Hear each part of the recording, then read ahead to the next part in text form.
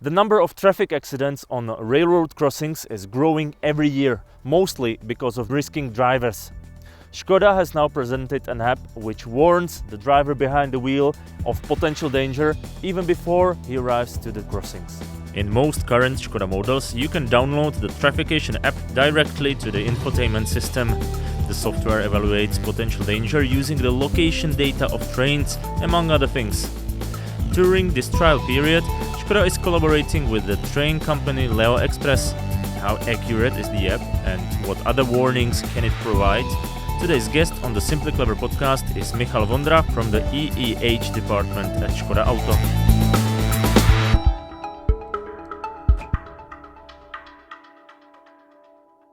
Mr. Vondra, welcome to our Simply Clever podcast. Thank you for joining us. Thank you for having me.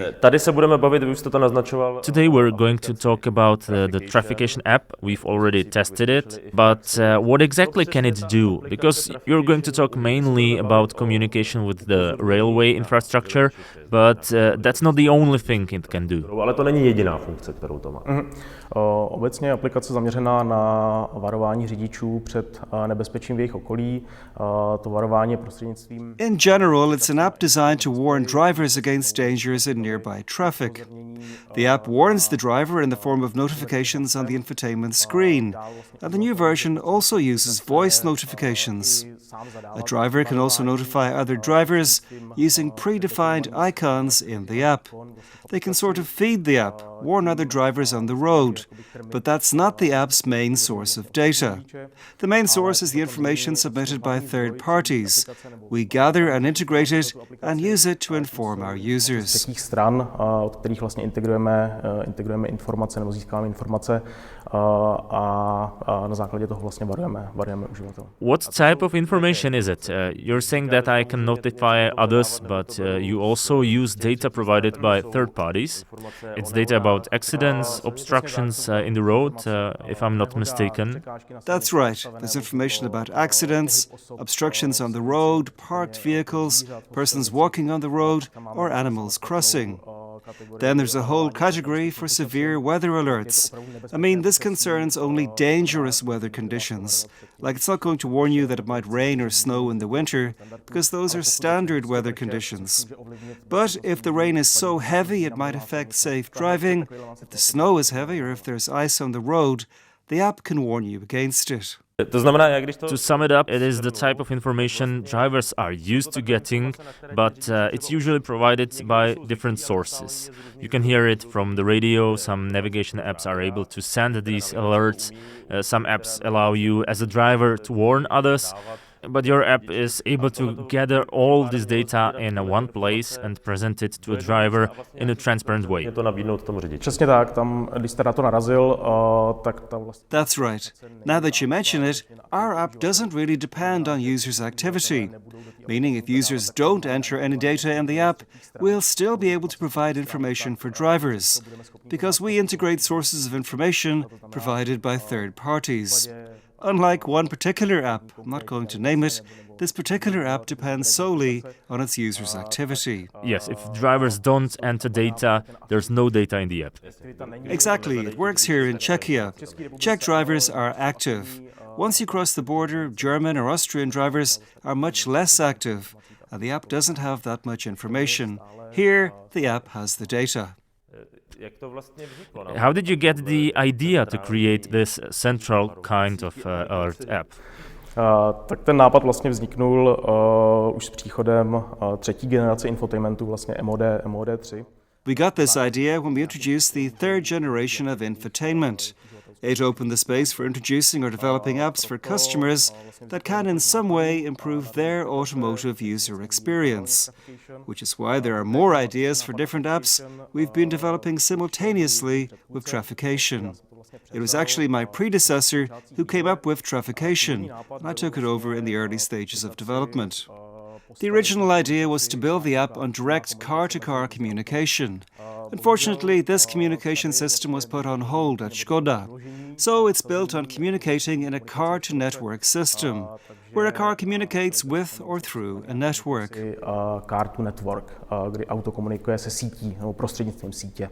Jasně. But it means not only that the app must be able to communicate, but it also must have a counterpart, a third party that returns the data to you in some way. Přesně tak, ale... That's right. But since cars nowadays, all the modern cars, have the equipment and are always online, they're equipped with the communication technology and connected in or through a cellular network, so they can easily provide this type of data. Tahle auta není takový problém. Jasně. That's what you suggested when you mentioned the third infotainment generation, that modern Škoda cars can do it. Exactly. Konkrétně s tou funkcí hlášek na... You cooperate with Leo Express. What kind of data do you exchange? What type of information do they give to you? Co vám vlastně poskytují za informace? Tak s tím Leo Expressem jsme teď vlastně v pilotním provozu. It's kind of a test run with Leo Express now. It's the first train provider, a railway company, that we've worked with.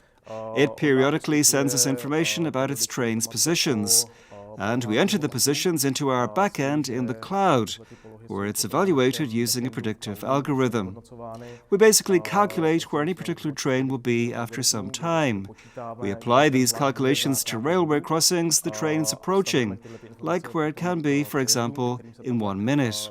We issue warnings for these crossings, and we map the area around them, meaning we identify cars coming close to the crossings. Then we send alerts to these cars.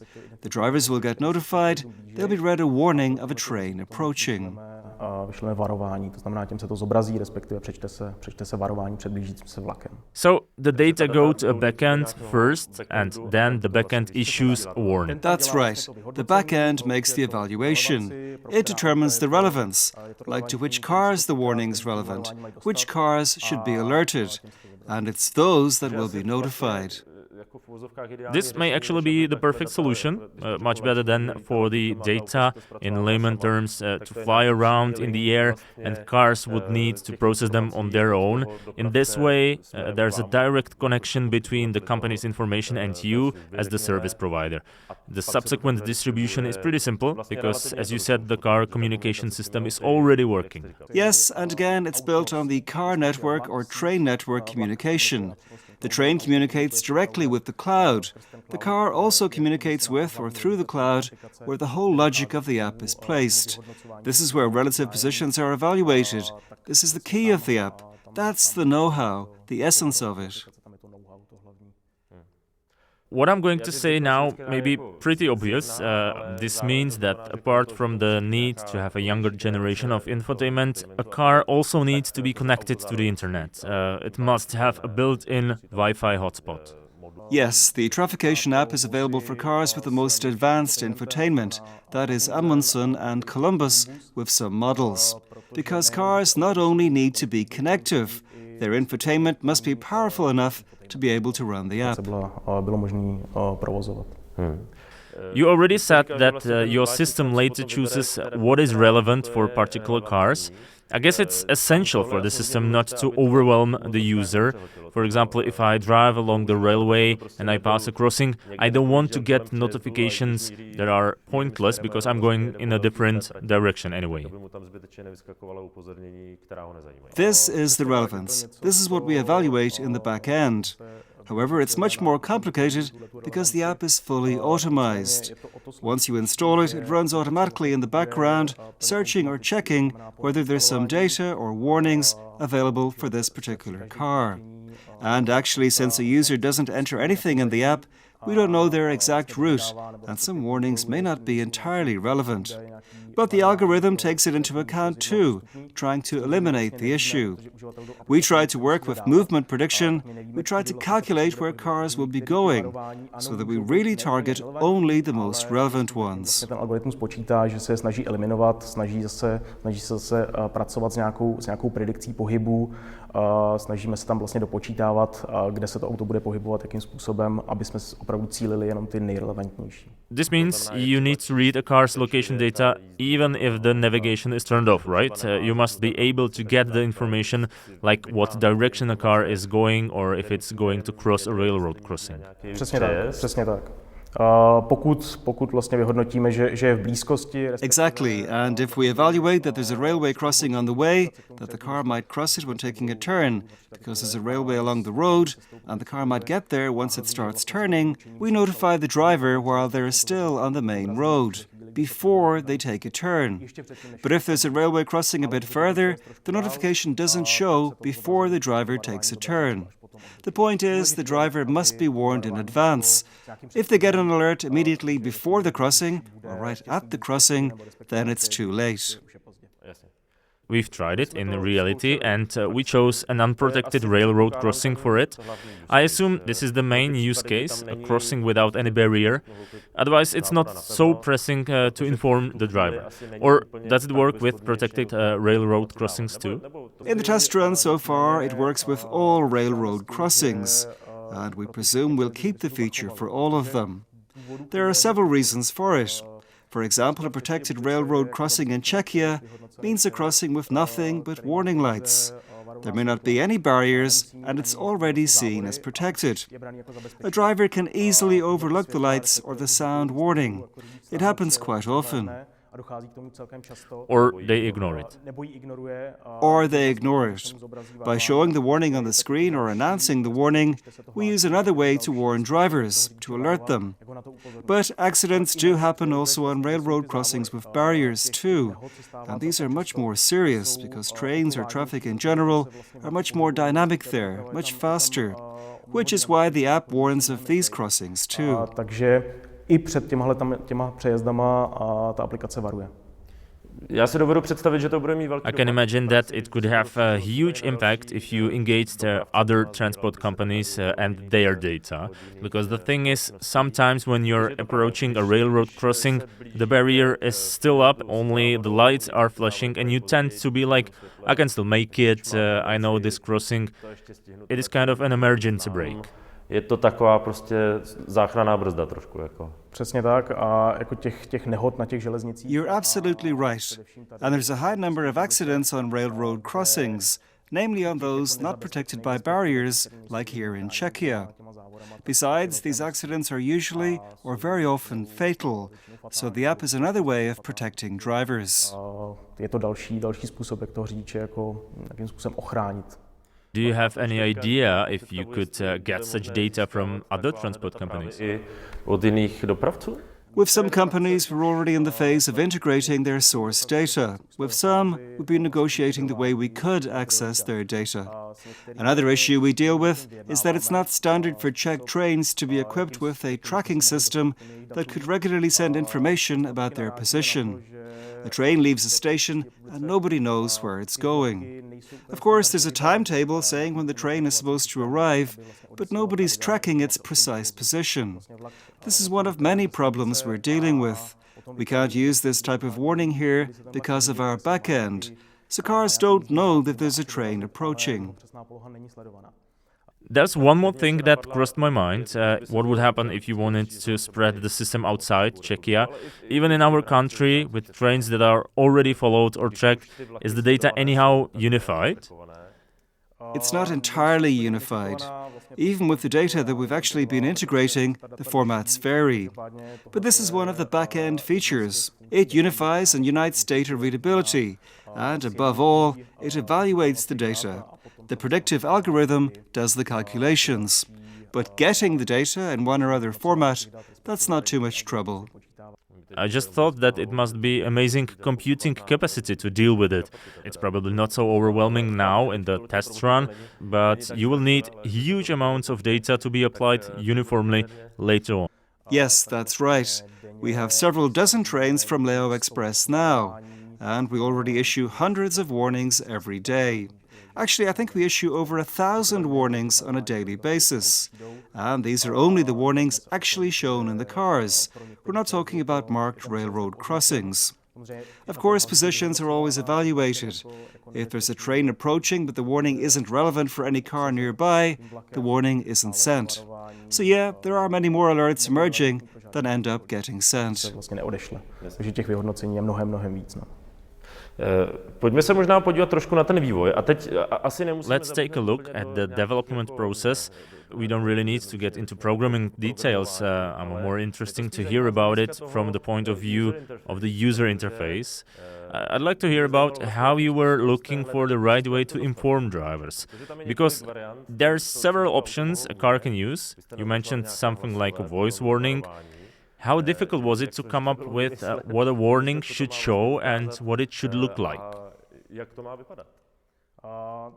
I'd say that this was one of the major issues. Of course, we want to give the driver an important piece of information. We want them to take it in. However, we can't distract the driver for a longer period of time. Therefore, we had to focus on making the information as brief as possible and at the same time as informative as possible. Another thing that we were dealing with was relevance, meaning an evaluation of for whom the information is important and for whom it's not. A good example is a warning of going in the wrong direction. If you enter a highway in the wrong direction, the app evaluates it, warns you to pull over, and simultaneously sends warnings to all the drivers coming towards you. These are the drivers that would be in danger if you kept driving, or if they didn't see you at the side of the road. In this particular case, we discussed how to target the warning with traffic experts. It's vital that we don't spread the information based on distance from the location. We must target only the drivers that are approaching this, if I may, wrongdoer. Otherwise, we could make the situation worse, trigger a panic reaction. Someone's driving towards me, even though it's completely irrelevant. Yeah, I start panicking, and who knows how I'm going to react. Exactly. That's why we target strictly and only the drivers nearby, namely coming closer to that particular driver. Yeah, it must be informative enough to let you know what's going on, but at the same time, it can't scare drivers. Like, I'm doing 130 kilometers per hour on the highway, suddenly there's a huge red warning sign. I get scared, hit the brakes, and eventually cause a much worse problem. Saying that in your direction, on the way from this exit to that exit, there's a driver in the wrong direction. It's a simple warning that you can easily evaluate yourself. Yes, it concerns me. Yes, I'm close to the exit. Then you can start reacting. Of course, this targeting doesn't entirely eliminate a possible panic reaction, but we tried to limit the risk by targeting solely those who might be in danger. Tam bude nějaká panická reakce, ale minimálně se ji snažíme eliminovat tím, že to opravdu cílíme jenom na ty, kteří můžou být ohroženi.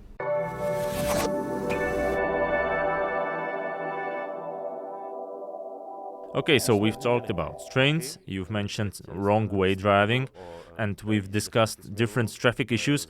What is it that a car can do now, and what will it possibly be able to do in the future?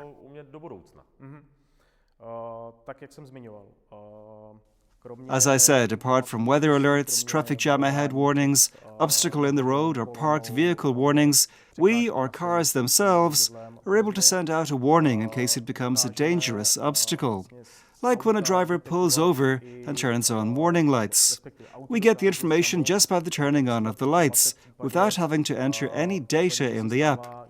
Yes, a car pulled over here, and we can warn other drivers against this particular car.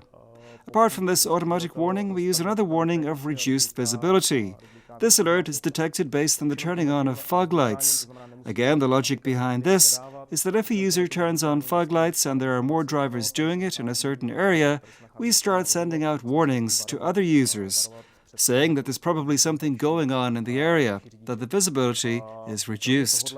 Yeah, I understand. One person turning on fog lights isn't enough, but if everyone is driving the road with fog lights on, you'll get notified. Exactly. You see, there are still so many drivers who are happy to go over the whole country with fog lights on, even though the weather is sunny and beautiful. So we have this taken care of. Let's take a look further in the future. As you mentioned earlier, the trend nowadays is more like car to infrastructure and not car to car as we expected a couple of years ago. This means that in the future, as we now speak about receiving data from railway companies, cars could receive data from other parts of the infrastructure. In general, it could also be traffic lights, information signs on highways, and so on. There's this continuous stream of data, and such data could stream also to the cars. That's right, but direct communication will work under one condition, which is that a car must be sufficiently equipped with a new communication module. Current cars don't enable this feature, which is one of the reasons Traffication uses this type of car-to-N communication, car-to-network, where it communicates with the network. Of course, as soon as cars are equipped with a module enabling them to communicate directly, other cars will become the source. One of the typical use cases usually presented in this context is panic braking. If you drive in a platoon and the first driver hits a brake, this communication lets your car know that the first car is braking even before you're able to notice its brake lights. As a result, your car will not only be able to warn you, but it will also be able to brake autonomously. If you end up in a situation when a collision is inevitable, your car will be able to react again, for example by tightening the seatbelts, preparing the car for the collision. And above all, you'll be able to communicate directly with the infrastructure. Your car will be able to gather information from, for example, smart traffic lights. You'll not only see the current phase of the lights, meaning you'll be told how long the green light's going to last, but you'll also be given advice about the speed. Your car will tell you, yes, step on it, do 50, you'll make it. Or, no, it's pointless here, feel free to slow down, because you can't make it. The light will turn red soon. Co se týče rychlosti. Řekne vám, ano, tady vyplatí se přišlápnout to, jet těch 50, stihnete zelenou, nebo tady už to nemá cenu, vyplatí se prostě zvolnit, protože ta červená prostě už tu zelenou nestihnete, ta červená tam prostě přijde dřív. Já mám jeden takový dotaz, který chápu, že možná... I have one more question. I mean, I know it's kind of provocative, but how much of a purely piece of advice and recommendation is it going to be? Or will it simply tell you, hey man, you can't make the green light even if you break the rules, so take it easy and slow down? The recommendation, or this whole communication, is a step towards autonomous driving, meaning driving where a driver is no longer needed. What I want to say is that if a car can do this, or if a car is able to get information from its surroundings, both from the infrastructure and other cars, if it can cooperate with the others and make joint maneuvers, etc., then it won't be about the driver anymore, which is a good thing. This means, yes, you'll be notified you can't make the green light, your car starts slowing down automatically, and you basically don't have to do anything at all. Okay, I'm actually looking forward to it. Let's get back to Traffication once again. What else would you like to teach the app? What is it, the further development you're planning? Not so long ago, we introduced another 4th version, and we're already working on the 5th version. We're naturally planning on extending the current warnings, for example by involving new railway companies. As I mentioned earlier, we're already working on the integration of some companies, and we've been negotiating with others. In the future, we'd like to extend the app to the whole range of Škoda cars, because right now we only have petrol and hybrid models covered. Therefore, the Enyaq is the one missing for us to be complete, and we want to expand to the Enyaq next year. Moreover, we deal with the company's interest or some of our company's interest. As I said, cars themselves aren't the main source of our information, but the more cars there are, the more information we can gather. So we're going this way too. Z našich koncernů, což zase, jak jsem zmínil, sice auta jako taková nejsou tím hlavním zdrojem informací, ale samozřejmě čím víc těch aut bude, tím víc těch informací můžeme získat, takže jdeme i tímhletím směrem. Okay, thank you very much for taking the time to talk to us. Yeah, thank you too.